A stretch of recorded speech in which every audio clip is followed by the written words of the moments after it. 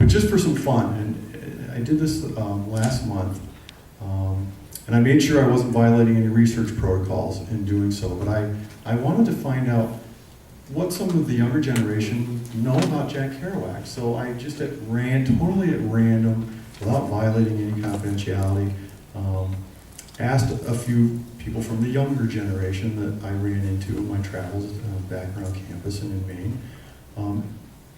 Have you ever heard of Jack Kerouac? I asked 5 people that I would consider younger generation, 30 and down into their 20s.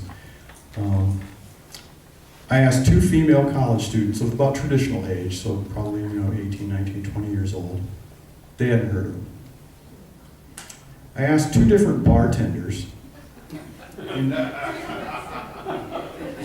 not for any particular reason other than I was in a bar. This was in different bars. They were both female. One was about 30, one was about 25. The older of the 2 had heard of him enough to say, he was a writer, wasn't he? I said, yes. Have you ever heard of On the Road? No. The younger of the 2 had heard the name Kerouac, didn't know why. The one person I asked who knew a little bit was a non-traditional, I'd say 30-something, male college student, special education major, one of my students.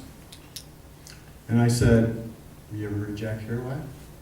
And he said, he was a writer. And then he said, laughingly, his grammar was even worse than mine. And he knew that Kerouac wrote about his travels around the country, but he didn't have any real depth or profound knowledge, but he knew that most of the 5 people that I asked.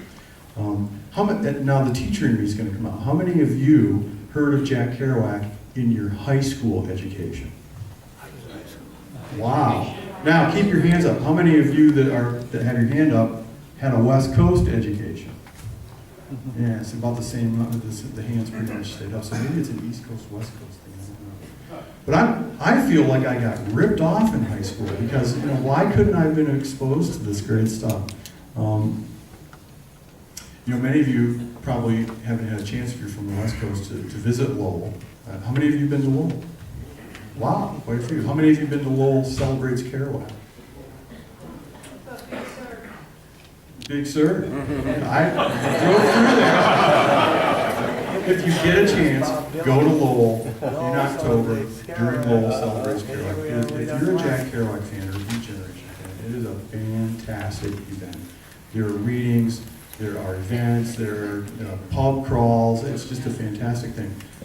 But the most sacred and holy thing that you can do if you go to Lowell is to go out to the grave, and you have to do it.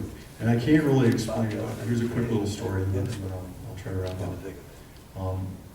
In '05, which was only maybe a year into my Kerouac obsession, basically, which really started because of my own Neil Cassidy, which is a story for a whole other day, but it's pretty interesting that I got turned on to Jack Kerouac because I met this younger man who I just shambled after like a dingle-doody, and he turned me on to Jack Kerouac.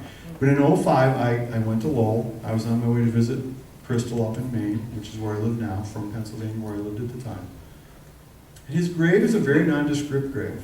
It's just a flat gravestone.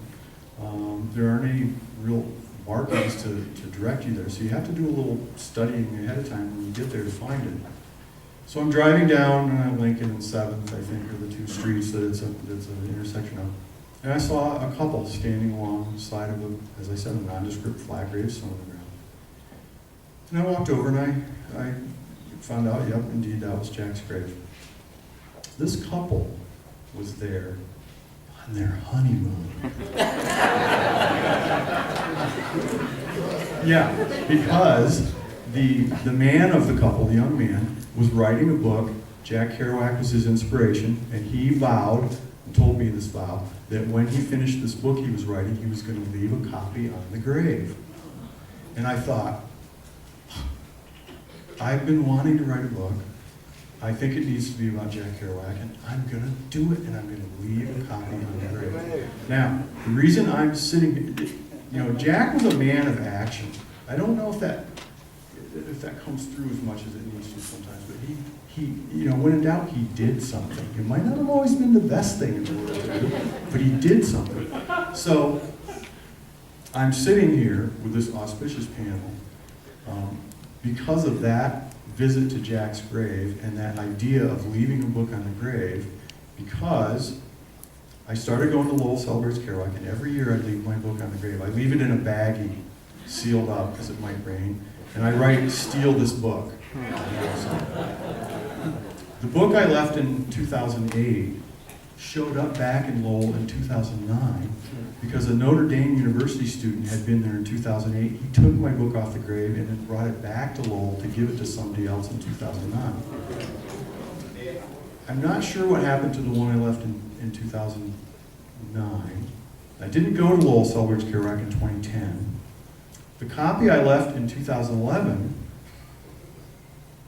was picked up by this guy who I never thought I'd meet or know because I was in awe of, Jerry Nicosia. So he stole the book. He stole the book off of Jack Kerouac's grave, but I think it said "Steal this book," right?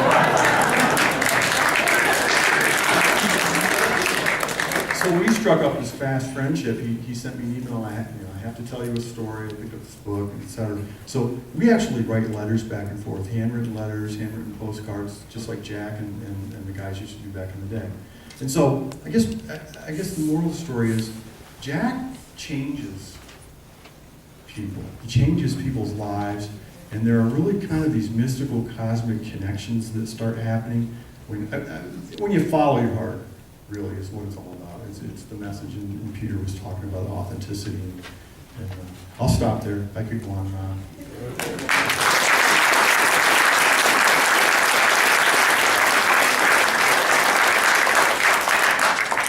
Thank you, Rick.